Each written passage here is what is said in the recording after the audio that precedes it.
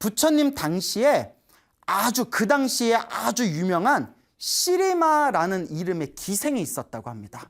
아주 고급 기생이었대요. 이름이 뭐라고요? 시리마. 그런데 엄청나게 예뻤대요. 너무 예뻐가지고 이 수많은 사람들이 시리마하고 하룻밤을 보내려면 1000냥을 내야 됐대요. 그 정도로 어마어마하게 아름다운 그 나라를 대표하는 아주 유명한 기생이었는데, 그런데 이 기생하고 하룻밤을 자려면 얼마를 내야 된다고요? 1000냥. 그 어떤 부자가 와서 너하고 하룻밤 자려면 어떻게 해야 되냐? 예, 1000냥입니다. 야, 조금만 깎아줘 했더니 이 기생이 싫어 임마 이랬대요. 싫어 임마, 싫어 임마. 그래서 이름이 뭐가 됐다? 시리마가 되었다라는, 이런 믿거나 말거나 시리마, 싫어마. 그래서 이제 깎아주면 절대 안 봐줘준다 해서 시리마, 시리마가 아니라 시르마라는, 나도 이름이 막 헷갈린다. 시리마라는 기생이 있었습니다. 근데 이 기생이 처음에는 성격이 아주 못됐대요.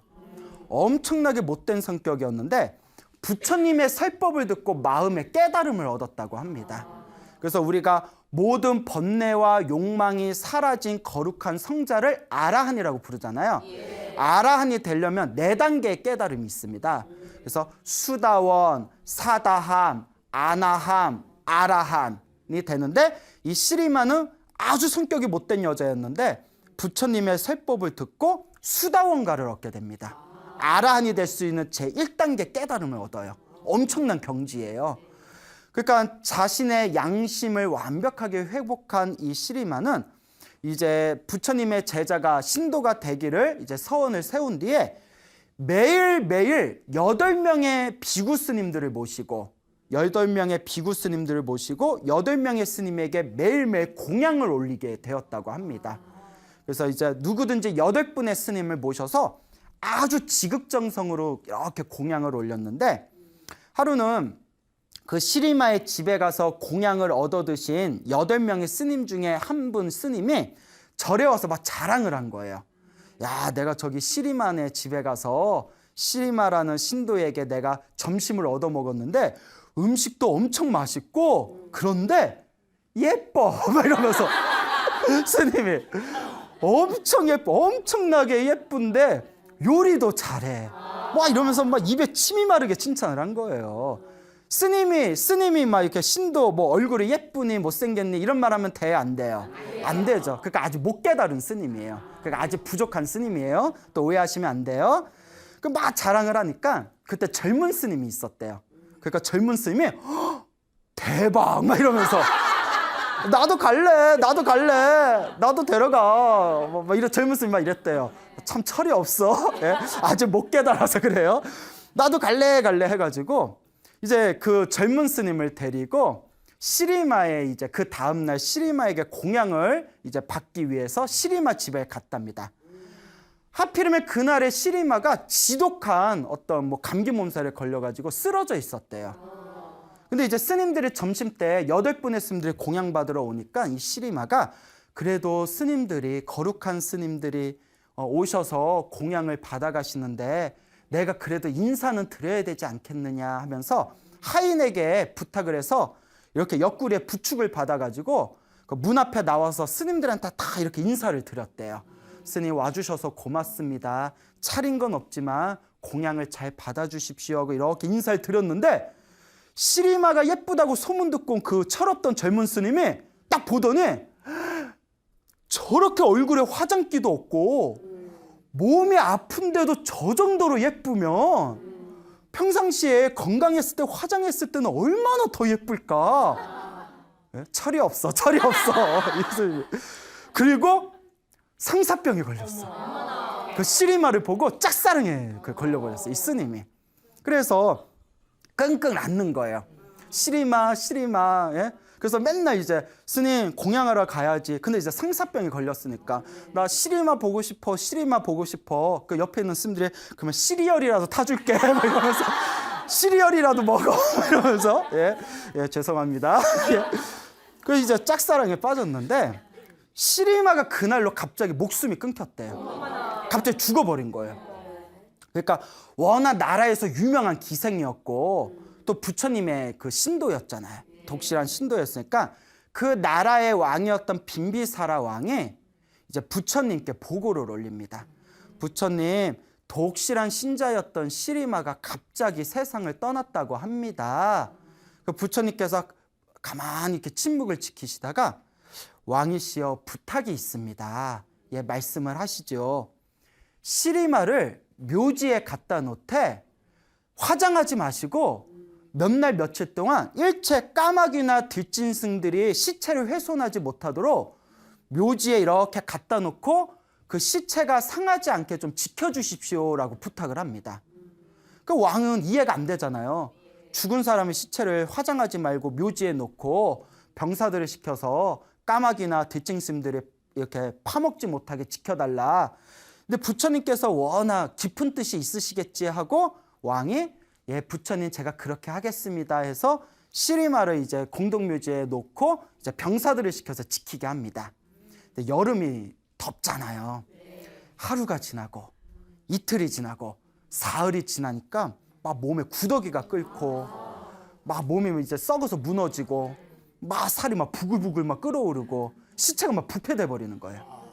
그때 며칠이 지난 뒤에 시체가 거의 이제 썩어서 이제 몸이 이렇게 막 무너지고 있을 때 부처님께서 그 젊은 스님, 짝사랑에 빠진 젊은 스님을 포함해서 젊은 제자들을 데리고 시리마가 있는 공동묘지에 갑니다. 공동묘지에 다. 근데 소문이 난 거예요. 야, 부처님이 수많은 젊은 스님들을 데리고 시리마가 있는 공동묘지에 가신다. 그 얘기를 듣고 왕과 대신들, 신하들도 시리마가 있는 공동묘지에 같이 모였어요. 그 부처님이 딱 시리마가 있는 공동묘지에 왔는데 시리마한테 짝사랑에 빠졌던 그 젊은 스님은 시리마가 죽은 줄 모르고 있었던 거예요. 뭐 방에서 시리얼이나 먹고 있었겠지. 살았는지 죽었는지도 모르다가 딱 보니까 시리마의 썩어가는 몸을 보고 충격을 받은 거예요. 그 자리에서 충격을 딱 받은 거예요. 그리고 처음에는 슬퍼하고 애통해하다가 그 썩어가는 몸을 보면서 사람의 육신이 아무리 살아생전에 아름답다 하더라도 썩으면 저렇게 다 흩어지는 건데 내가 저런 몸뚱아리에 사랑에 빠졌구나 하면서 마음에서 막 부끄러움이 일어납니다. 그때 부처님께서 옆에 찾아온 왕에게 다음과 같이 부탁을 합니다. 왕이시여, 이 시리마를 누구든지 1000냥을 내면 이 시리마와 하룻밤을 보내게 해주겠다라고 공고를 내려주십시오. 썩어버린 시리마의 시체를 두고. 그 왕이 그 공고를 내렸어요. 누구든지 1000냥을 내면 이 시리마와 하룻밤을 보내게 해주겠다. 누가 있느냐. 그러니까 1000냥을 내고 시리마, 썩어버린 시리마 시체하고 하룻밤을 보낼 사람이 있겠어요, 없겠어요? 당연히 없죠. 있으면 정신병자죠. 그렇잖아요. 썩어가는 시체로 어떻게 하룻밤을 보내요? 그래서 1000냥에서 500냥으로 내렸대요. 500냥. 그런데도 사람이 있어요, 없어요? 그래서 100냥으로 내렸대요. 그래도 없어요. 그 50냥으로 내렸대요. 그래도 없어요. 그래서 이제 자, 이 왕이 뭐라고 했냐면 공짜다. 이 시리마와 하룻밤을 보내고 싶은 사람은 무조건 공짜다. 근데 있어요, 없어요? 아무도 없는 거예요. 자, 그때 부처님께서 수많은 제자들에게 이렇게 이야기합니다. 나의 제자들아, 잘 들어라. 시리마가 살아생전에는 이 나라의 수많은 부자들이 1000냥을 내고서라도 하룻밤을 보내고 싶어 했다. 그런데 1000냥을 내고서라도 하룻밤을 보내고 싶었음에도 불구하고 수많은 사람들이 밀려 있었기 때문에 애를 태우면서 몇 날 며칠을 기다려야 됐다. 근데 지금은 저 시리마가 죽어서 몸이 부패돼서 썩어가고 있으니 공짜로 하룻밤을 보내라고 해도 아무도 쳐다보지도 않는다. 우리의 몸뚱아리가 이와 같다. 살아생전에는 사랑하고 애착하고 탐내어도 결국 썩어버리면 이 육신은 결국 부패돼서 흩어질 뿐이다.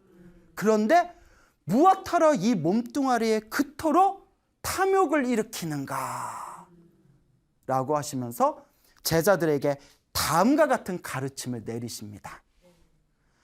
아름다운 이 몸을 잘 관찰해 보라. 아름답게 꾸며진 이 몸을 잘 관찰해 보라. 상처투성이요 많은 뼈들로 지탱되고 있으며 자주 병들고 망상이 가득한 이 몸은 영원하지도 않고 견고하지도 않다네. 아무리 아름답게 잘 꾸민 이 몸이라 하더라도 결국은 항상 몸에는 상처투성이고, 항상 알게 모르게 우리 몸에 이런저런 상처가 많잖아요.